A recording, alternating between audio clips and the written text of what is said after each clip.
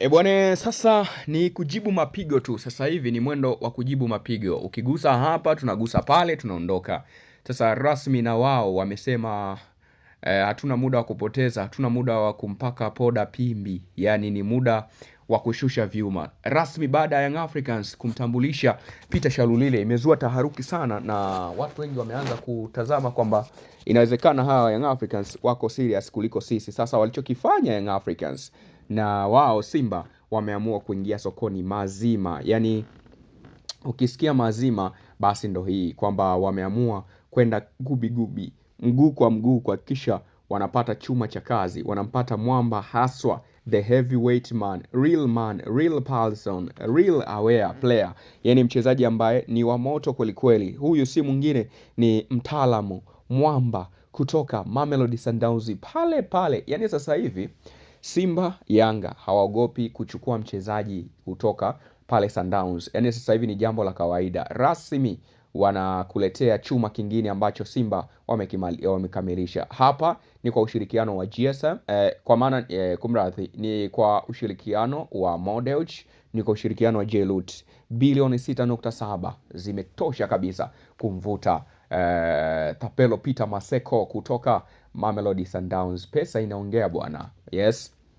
Sio swala la kuzunguka kwa sasa, ni mwendo wa mane. Unaambiwa tia hela, tia bunda, watu waondoke. Yaani ndicho ambacho wanakifanya mpaka hivi sasa. Hakuna muda wa kusubiri, hakuna muda wa kukaa na mpaka poda pimbi. Ni muda ambao wao wanasema this is our time, this is time of interest to us. Ni muda wa sisi kuongeza namba kwenye kikosi chetu. Ni muda wa sisi kuwaridhisha mashabiki zetu. Ni muda wa kuwapa kile ambacho wanastahili. Kwa hiyo kama ni muda wa kuwapa ambacho wanastahili, basi tuseme amina. Yaani ni kazini. Ndio maana Peter Thapelo Maseko kutoka Mamelodi Sundowns. Kumbuka hii ilikuwa ni dili ambalo kwa muda mrefu sana ilikuwa linafukuziwa. Ni dili ambalo Simba wamepambana nalo kwa muda mrefu.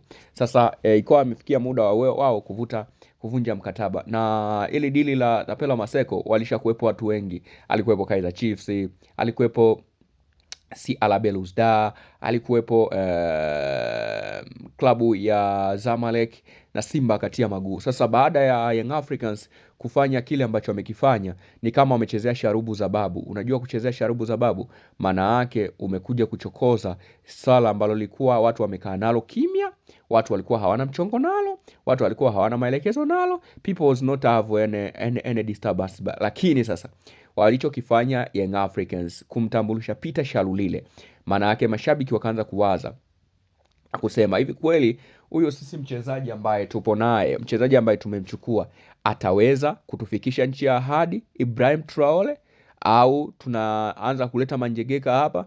We need him to see. Tunataka kumuona yule kwamba je, ataweza kutufikisha nchi ya ahadi, ataweza kututimizia, kukamilishia mahitaji yetu, ataweza kupambana kadri ya sisi ambavyo tempa letu linahitaji, ana uweza moto wa Simba kuhimili pressure. Basi wakasema kiongozi, tunamtaka Tapelo Maseko, left foot magician, winga kushoto. Kombe la dunia tulimshuhudia alikichafua dhidi ya Mexico, alikichafua dhidi ya South Korea, na alionyesha makali kweli kweli. Alikichafua dhidi ya Canada, tulimuona balaa lake. Kwa kifupi ni kwamba walikwenda kufanya kazi, na Tapelo Maseko alituonesha kazi. Kwa hiyo kwa wakati huu ni wakati wa kila mmoja kuanza kutii na kuamini kwamba wanachokifanya si kazi ya kitoto, bali wanafanya jambo ambalo lipo kimsingi na kisheria, na wanahitaji uweredi wa kikazi kuhakikisha wanafanikisha kila jambo.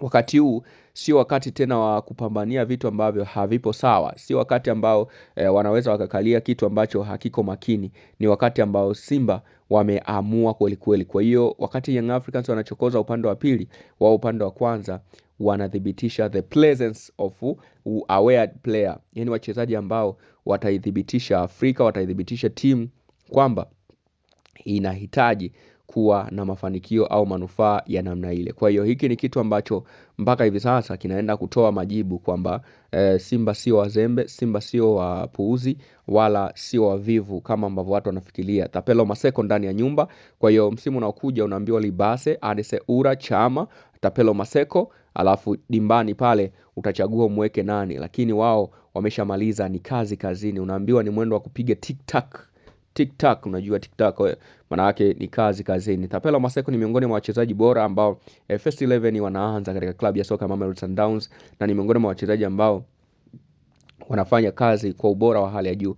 Ni miongoni mwa wachezaji ambao wana kiwango bora, wana weledi na utashi katika kazi zao. Kwa hiyo inatoa mazingira na picha halisi kwamba uwezo wa Tapelo Maseko ni mkubwa na kiwango chake ni bora, na ana uwezo mkubwa wa kuifanya kazi au kucheza kwenye malengo na njia, mipango sahihi ambao wanaitaka. Kwa hiyo mpaka hivi sasa, remember the name, don't forget a person. Yani kumbuka jina, usahau mtu.